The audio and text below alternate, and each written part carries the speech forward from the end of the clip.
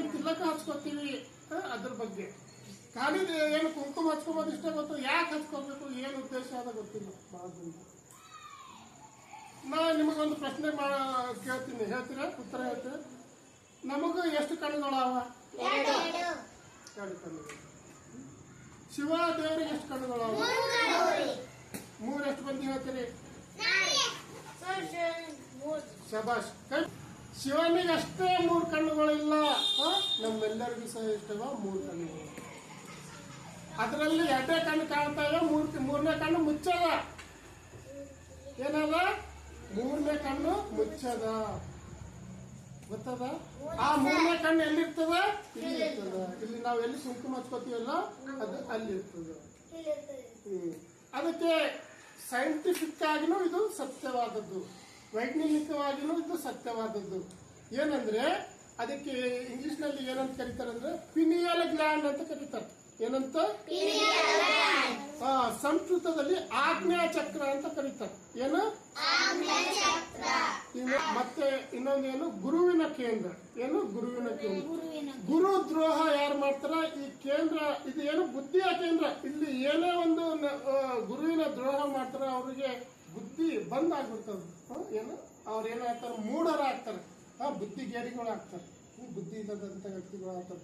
ಈ ಕೇಂದ್ರ ವಿಕಾಸ ಆಗ್ಬೇಕು. ನಮ್ದು ಈ ಕೇಂದ್ರ ಏನಾಗಬೇಕು? ವಿಕಾಸ. ನಿಮಗೆ ಇಲ್ಲೇ ತನ ಒಂದು ವಿಷಯ ಗೊತ್ತಿಲ್ಲ, ಒಂದು ವಿಷಯ ಹೇಳಿಕ್ಕೆ ನಾನು ಬಯಸ್ತೀನಿ. ನೀವು ಕೇಳಿದ್ರೆ ಬಹಳ ಆಶ್ಚರ್ಯ ಆಗ್ತದೆ. ಏನಂದ್ರೆ ಜಗತ್ತಿನಲ್ಲಿ ನಮ್ಮ ಕರ್ನಾಟಕದಲ್ಲಿನೇ ಬಹಳಷ್ಟು ಹುಡುಗರಿದ್ದಾರೆ.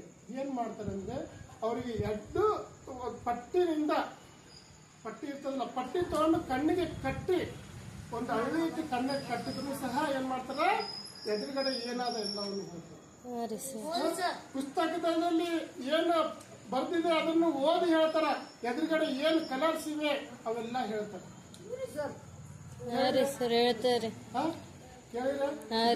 ಯಾರಿಗೆ ಸಾಧ್ಯ ಆಗ್ತದೆ ಗೊತ್ತದ? ಯಾರಿಗೆ ಈ 3ನೇ ಕಣ್ಣು ವಿಕಾಸ ಆಗ್ಯದ ಅವರಿಂದ ಇದು ಸಾಧ್ಯ.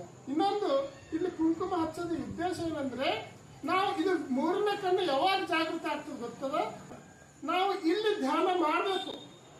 ನಾವು ಇಲ್ಲಿ ನಿರಂತರವಾಗಿ ಧ್ಯಾನ ಮಾಡಿದೆವು ಅಂದ್ರೆ ಏನಾಗ್ತದೆ? ನಮ್ಮ ಈ 3ನೇ ಕಣ್ಣು ಏನಾಗ್ತದೆ? ಜಾಗೃತಿ ಆಗ್ತದೆ. ಆದ್ರಿಂದ ನಮ್ಮ ಋಷಿಮುನಿಗಳು ಏನ್ ಮಾಡ್ಯಾರ? ಒಂದು ಪದ್ಧತಿ ಹಾಕ್ಯಾರ. ಏನಂದ್ರೆ ಬಹಳಷ್ಟು ಮಂದಿಗೆ ಏನಪ್ಪಾ ಅಂದ್ರೆ ವಿಷಯ ಗೊತ್ತಿರಲ್ಲ, ಮತ್ತೇನಂದ್ರೆ ಬಹಳಷ್ಟು ಮಂದಿಗೆ ಸಮಯ ಸಿಗಲ್ಲ. ಆದ್ರಿಂದ ಎಲ್ಲ ಯಾವುದೇ ಒಂದು ಕೆಲಸ ಮಾಡುವಾಗ, ಯಾವುದೇ ಒಂದು ಶುಭ ಸಮಾರಂಭದಲ್ಲಿ, ಯಾವುದೇ ಒಂದು ಕೆಲಸದಲ್ಲಿ ತನ್ನಿಂದ ತಾನೇ ಅವರ ಜಾಗೃತಿ, ಅವರ ಮನಸ್ಸು, ಅವರ ವಿಚಾರ ಎಲ್ಲಿಗೆ ಹೋಗ್ಬೇಕು? ಇದು 3ನೇ ಕಣ್ಣಿಗೆ ಹೋಗಲಿ ಅನ್ನುವಂಥ ಉದ್ದೇಶದಿಂದ ಕುಂಕುಮ ಹಚ್ಚುವಂತ ಒಂದು ಪದ್ಧತಿಯನ್ನು ಮಾಡಿದ್ದಾರೆ. ಕುಂಕುಮ ಹಚ್ಚೋದಂದ್ರೆ ಕೇವಲ ಹಿಂದೂಗಳು ಅಂತ ಅಲ್ಲ, ಇದು ಏನು? ನಮ್ಮ ಮನಸ್ಸಿನ ಒಂದು ಧ್ಯಾನ ಎಲ್ಲಿಗೆ ಹೋಗ್ಬೇಕು? ನಮ್ಮ ಆಜ್ಞಾ ಚಕ್ರದ ಹತ್ರ ಹೋಗ್ಬೇಕು. ಆಜ್ಞಾ ಚಕ್ರದ ಹತ್ರ ಹೋದ್ರೆ ಏನಾಗ್ತದೆ? ಬೇರೆಯವರಿಗೆ ಯಾವ ರೀತಿ 3ನೇ ಕಣ್ಣು ಜಾಗೃತಿ ಆಗ್ಯದಲ್ಲ, ಅದೇ ರೀತಿ ನಮ್ಮ 3ನೇ ಕಣ್ಣು ಸಹ ಜಾಗೃತಿ ಆಗ್ತದೆ. ಯಾವ ರೀತಿ ಶಿವನಿಗೆ 3ನೇ ಕಣ್ಣು ಜಾಗೃತಿ ಇದೆ, 3ನೇ ಕಣ್ಣಿದೆ, ಅದೇ ರೀತಿ ನಮಗೂ 3ನೇ ಕಣ್ಣು ಬರ್ತದೆ. ಆದ್ರಿಂದ ನಮ್ಮ ಧ್ಯಾನ ಎಲ್ಲಿ ಹೋಗಬೇಕು? ಈ ಭಾಗದಲ್ಲಿ ಹೋಗ್ಲಿ ಅನ್ನುವಂತ ಉದ್ದೇಶದಿಂದ ಕುಂಕುಮ ಹಚ್ಚುವಂತ ಒಂದು ಪದ್ಧತಿಯನ್ನು ಏನ್ ಮಾಡಿದ್ದಾರೆ? ನಮ್ಮ ಹಿರಿಯರು ಮಾಡಿದ್ದಾರೆ. ಆದ್ರಿಂದ ನಾವು ಕುಂಕುಮ ಹಚ್ಚೋದು ಕೇವಲ ಕುಂಕುಮ ಹಚ್ಚೋದು ಅಷ್ಟೇ ಮಾಡಬಾರ್ದು. ಏನ್ ಮಾಡ್ಬೇಕು? ನಾವು ಇಲ್ಲಿ ಮ್ಯಾಲ ಮಾತ್ರ ನೋಡಬಾರ್ದು. ಕುಂಕುಮ ಹಚ್ಚೋಗಿ ಏನ್ ಮಾಡ್ಬೇಕು? ನಮ್ಮ ದೃಷ್ಟಿ ಏನ್ ಮಾಡ್ಬೇಕು? ಒಳಗಡೆ ಒಂದು ಅಂಗ ಇದೆ, ಪಿನಿಯಲ್ ಗ್ಲ್ಯಾಂಡ್ ಅಂತ ಹೇಳಿ. ಆ ಪಿನಿಯಲ್ ಗ್ಲ್ಯಾಂಡ್ ಸಹ ಏನಾಗಬೇಕು? ಜಾಗೃತಿ ಆಗಲಿ ಅನ್ನುವಂಥ ಉದ್ದೇಶದಿಂದ ಏನ್ ಮಾಡ್ಬೇಕು? ನಾವು ಕುಂಕುಮ ಹಚ್ಚುವಾಗ ಈ ರೀತಿ ನಮ್ಮ ಮನಸ್ಸಿನಲ್ಲಿ ಯೋಚನೆ ತೆಗೆದುಕೊಂಡು ಬಂದು ಕುಂಕುಮ ಹಚ್ಚಬೇಕು. ಇದರಿಂದ ಏನಾಗ್ತದೆ? ಒಂದಿಲ್ಲ ಒಂದಿನ ನಮ್ಗೆ ಏನಾಗ್ತದ? ನಮ್ಮ 3ನೇ ಕಣ್ಣು ಸಹ ಏನಾಗ್ತದ? ಜಾಗೃತಿ ಆಗ್ತದ. ನಾವು 2 ಕಣ್ಣು ಮುಚ್ಚಿದ್ರು ಸಹ 3ನೇ ಕಣ್ಣಿನಿಂದ ಇಡೀ ಜಗತ್ತನ್ನು ನೋಡ್ಲಿಕ್ಕೆ ನಾವು ಏನಾಗ್ತದ? ಸಾಧ್ಯ ಆಗ್ತದ. ಅಷ್ಟು ಶಕ್ತಿ ಸಾಮರ್ಥ್ಯ ನಮ್ಮಲ್ಲಿ ಇದಾಗ್ತದೆ.